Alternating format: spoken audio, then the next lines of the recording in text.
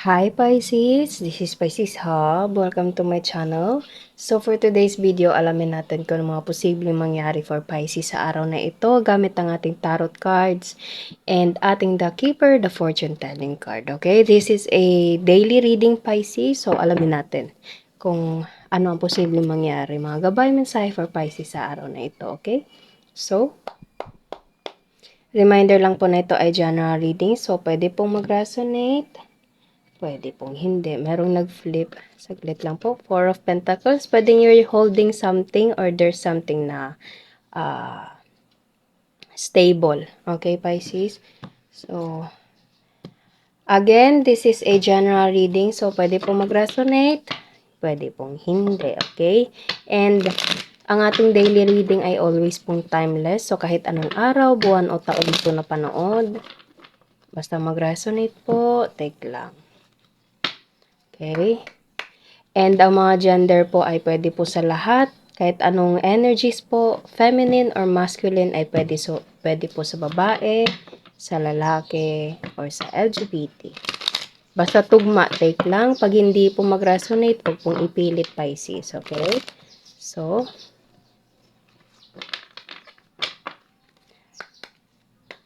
ano po ang posibleng mangyari, mga gabay, mensahe for Pisces sa araw na ito? Wealthy man. Okay, so, pwedeng you're dealing with someone na mayaman, Pisces, or pwedeng ikaw ay isang masculine, or pwedeng you're dealing with someone na masculine, okay? So, there's a wealthy man, mayaman, okay? Nakakaangat sa buhay. So, ano po ang konektado dito kay wealthy man? Ayun. So, meron tayo dito, and, oh, wow! Sudden wealth and judication, okay? So, pwedeng meron kang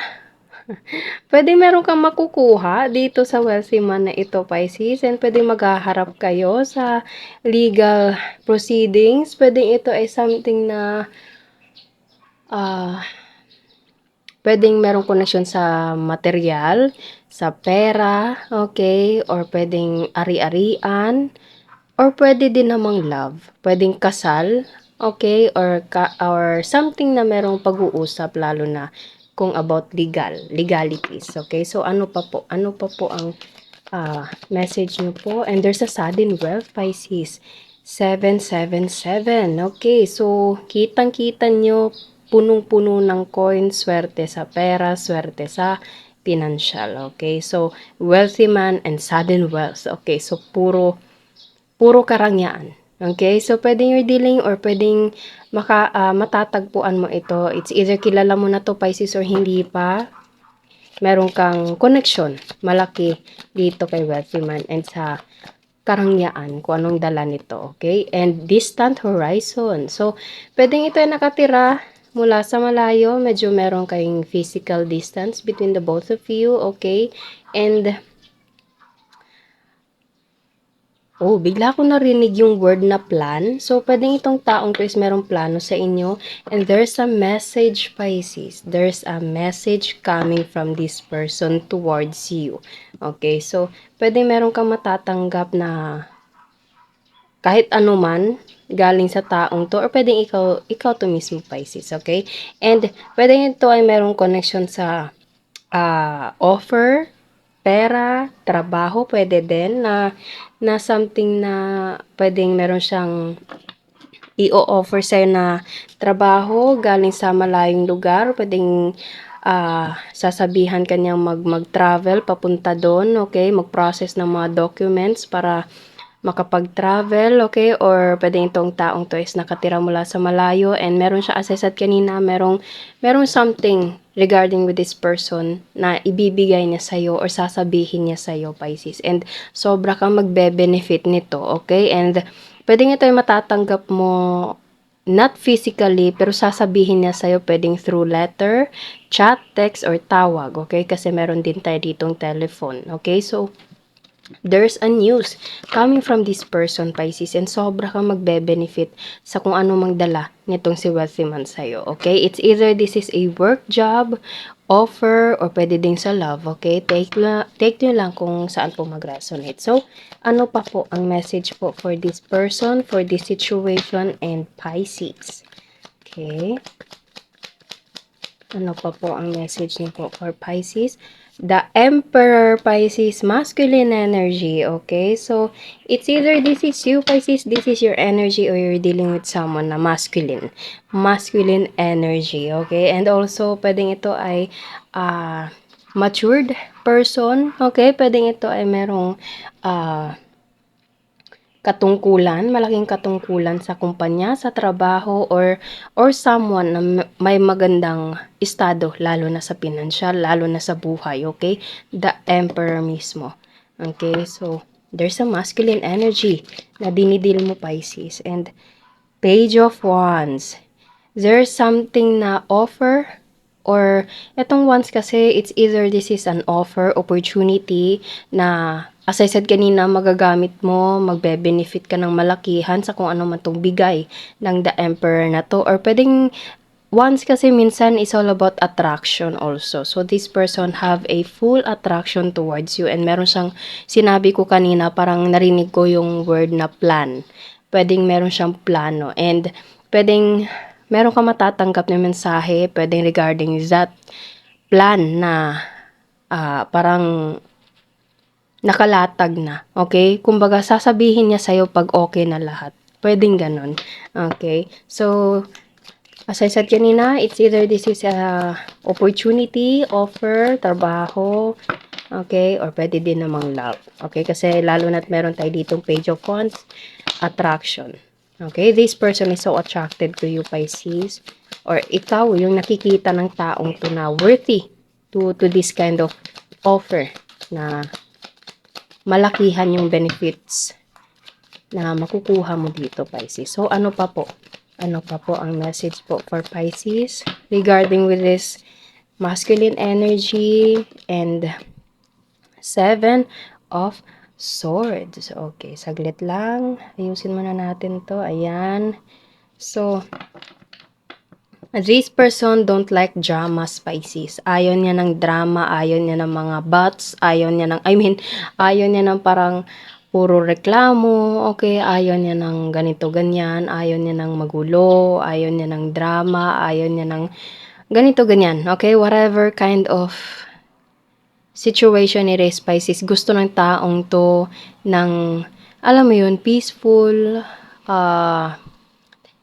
kumbaga, bigla ko na ano yung word na ano to parang meticuloso, okay? Gusto niya na nakalatag na lahat, okay? Naka-organize na lahat, ayaw niya ng magulo, okay? Kasi ganun ko nakikita ng personality ng taong to. Okay? And kung meron ka mang ganung personality, Pisces, na medyo nagdadala or alam mo yun, kasi Pisces is all about emotions. Okay? So, pwedeng tayo ay a little bit of emotional, and ayaw na ng ganun. It's okay to be emotional, but in a sweet way, in a good way. Pero pag medyo merong drama na ng ganun, ayaw na ng ganong klaseng problema, Pisces. So, pwedeng iwasan natin yun, okay? Mapatrabaho man or mapalove, okay? Or pwedeng this person knows kung ano yung gusto't ayaw mo. Kaya, alam mo yun, sa sobrang tiwala, attraction, and any kind of connection with this person, gagawin niya, hindi ka lang ma-disappoint sa kanya, Pisces. Okay? So, take nyo lang kung saan po mag-resonate, trabaho or love. Okay? So, ano pa po ang message niyo po for Pisces regarding with this situation, with this person? Okay? Wheel of Fortune. Wow! Lucky card. Lucky card. The luckiest card na nasa card decks natin. Okay? Kasi this card represents as parang change into a better situation, life-changing situation.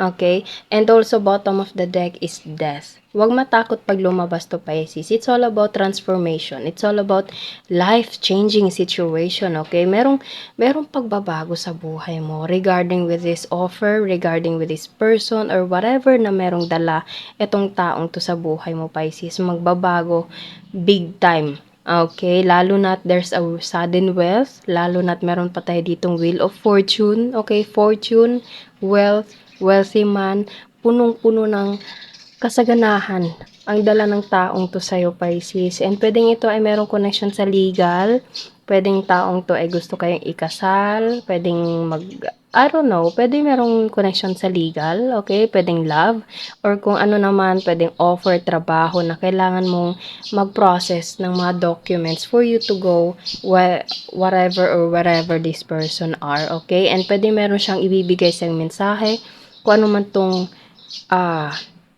sasabihin niya sa'yo. It's either this is an opportunity or love, attraction, okay, na sobrang makakapagbago sa buhay mo. And hindi mapapagkailan na you're dealing with someone na may masculine energy or puwedeng ikaw po, Pisces, ay isang masculine energy pero sa energy natin dito, wealthy man and the emperor, this person is an alpha male, okay? Or alpha masculine, okay? As I said kanina, wala po tayong gender specific. Pwede po sa lalaki, pwede po sa babae, or pwede po sa LGBT po. Kahit sino po ang dinidil nyo, okay? So, wow. Kung ano man to, Pisces, this is a life-changing situation. It's either love or trabaho or offer. Sobrang magbabago ang buhay mo once na konektado ka na sa taong 'to or once na mag-ano na 'to, kumbaga meron na siyang ibibigay na mensahe and you know, papasok ka sa isang landas na kung saan sobrang bago sa'yo and sobra kang magbe-benefit sa kung ano mang dalang kasaganahan ng tao sa buhay na 'to, Pisces, okay? Kung ano man 'to, congratulations, wala akong masabi, lahat ng kasaganahan, yun yung parang word of the day sa reading natin ngayon, kasaganahan, Pisces. Okay, so yun po ang ating reading sa araw na ito. Naway nagustuhan niyo po. Huwag niyo po sanang kalimutan na mag-like at mag-subscribe po sa ating channel and click the bell button, Pisces, para ma-notify po kayo sa next videos na i-upload natin. Okay, so thank you, Pisces, and God bless!